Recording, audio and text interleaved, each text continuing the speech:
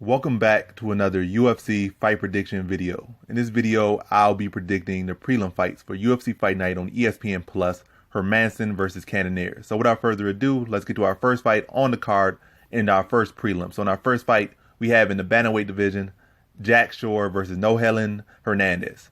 So looking at this fight, you got two talented fighters in a way. Jack Shore, he's a UK product, a Welsh product, or was that Welsh product? He pretty much took, the best route you could take in MMA. Came up young, still pretty young, like 24, 25. Went the amateur route, like they say. He went the amateur route, fought the best amateurs he could fight. And as far as his pro career, he's been fighting, gradually fighting better and better competition, never really trying to take the easy route. The guy, Hernandez, I think he went 0-3 in the amateurs, started out and had a much more success in his pro career. His career is certainly not perfect, but he's was 7-3, so a decent record, some solid skills.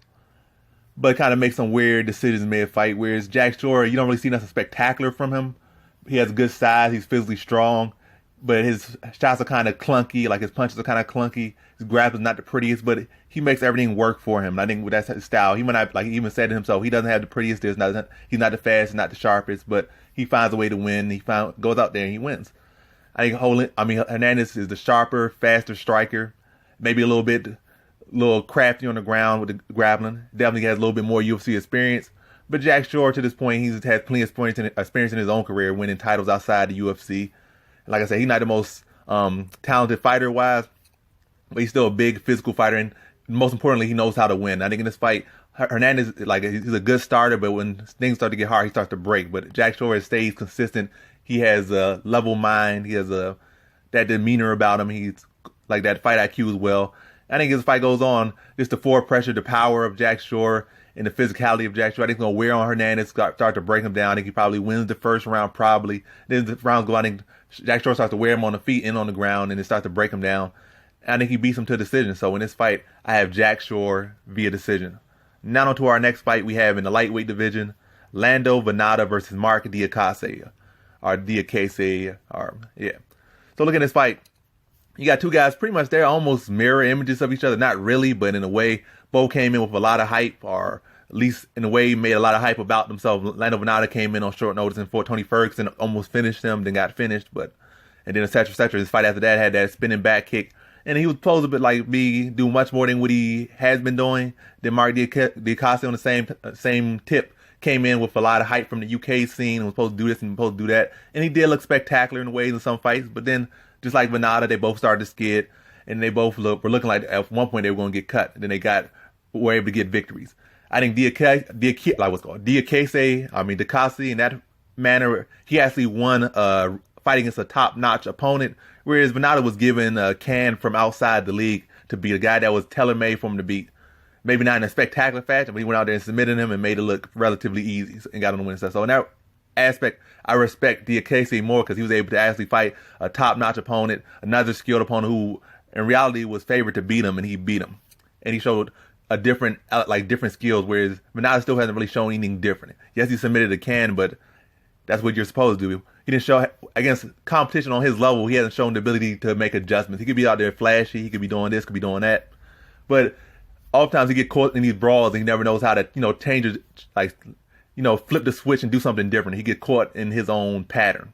That's why you see a lot of times the fight goes on, he just is probably lost out. If he doing those teep kicks, he keep getting caught with either Superman punches or straight, because he gets so caught up in his own, pattern that he can't make adjustments mid-fight.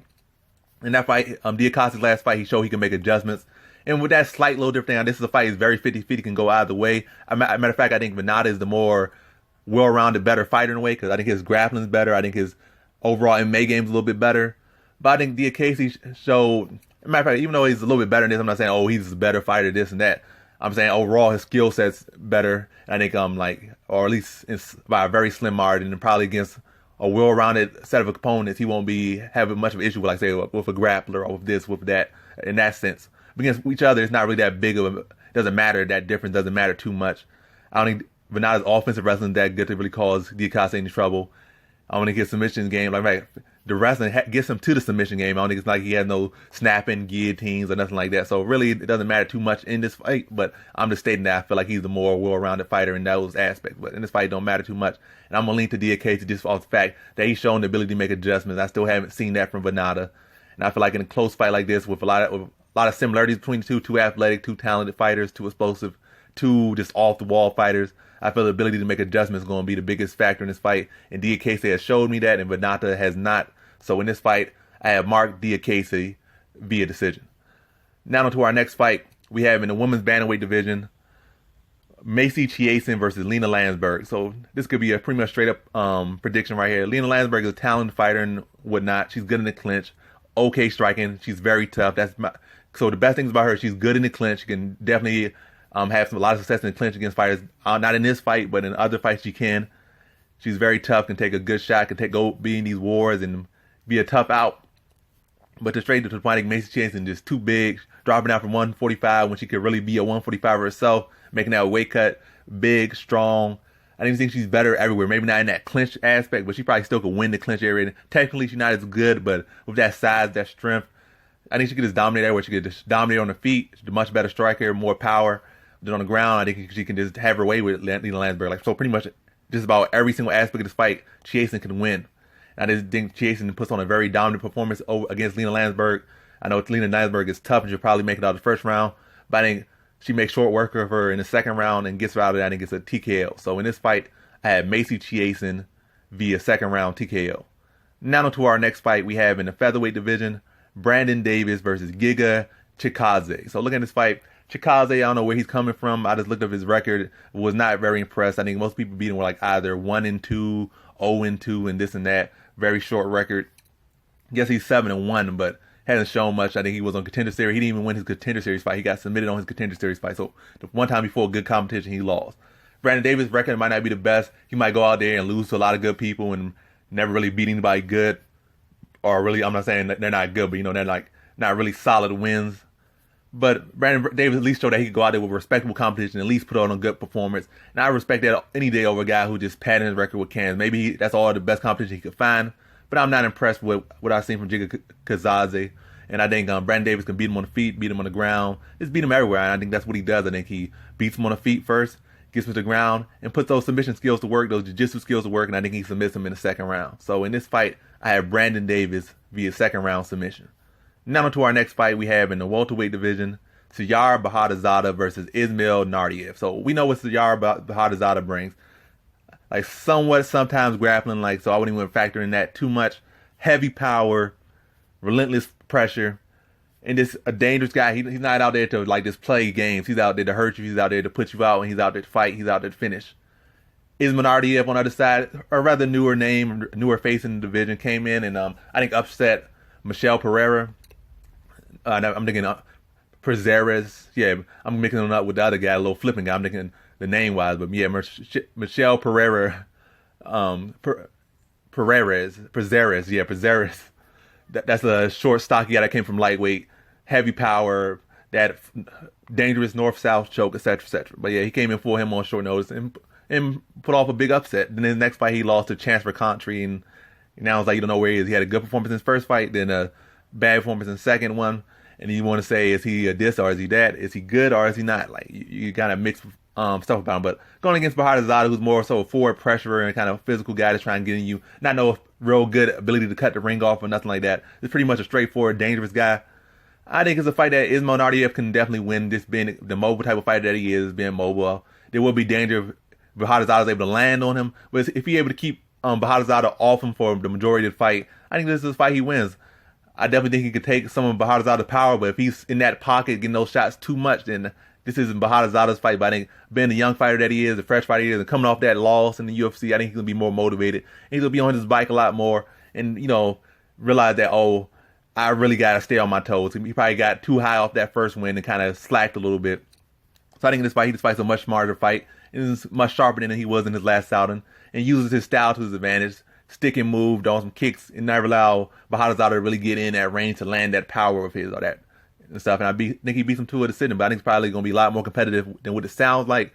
But I still feel like it's going to be clear that Naurdiev is controlling the range, landing the strikes, and not really allowing Bahdurzada to get his game going. So in this fight, I have Ismail Naurdiev via decision. Now to our co-prelim headliner, we have in the middleweight division, Alessio Di Chirico versus Mahmoud Muradov. So looking at this fight, Mahmoud Muradov signed, like I think was the first MMA fighter that Mayweather signed. So that's one note. Maybe that guy maybe Mayweather been around Mayweather, improved his boxing from what I've seen. Maybe this, maybe that. But I'm not judging off that. I'm just judging off what I've seen. So for what Mahmoud Muradov does is he kind of, like no matter who he's fighting, it seems like he likes to run around the cage. You know, like he likes to maintain that distance, try to circle out, and just attack from distance. Like he'll move, jump in with some shots. Like he do that little swim shot, like a hook and overhand. Then he might come in and go for a takedown. Might jump in and do a kick. And I have an issue with that in a way. And people might say, "Oh, but Machida did that." But Machida, he was much sharper with his timing. Like this guy, his timing not really that great to be doing what he's doing, and he's got away with it. But it's really not that sharp. Machida could do that same thing, and he'll attack you in those split pockets.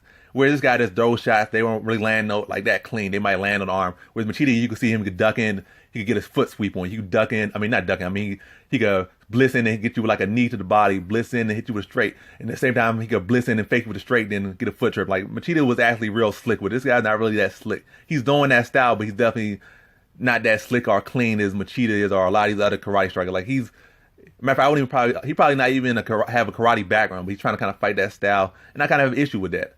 And when he shoots a lot of shots, he has success outside on the lower tier skill levels of events. But even at those levels, when he's shooting these shots, it's not like he's securing them. Like he's not getting them at the center of the ring. He just gets on the leg, then he gets them all against the cage. Like he's doing all this explosive stuff, but he's not really getting shots. And you can't get these shots outside the UFC. Imagine in the UFC, these shots are really gonna be coming up short unless he cleans up that technique.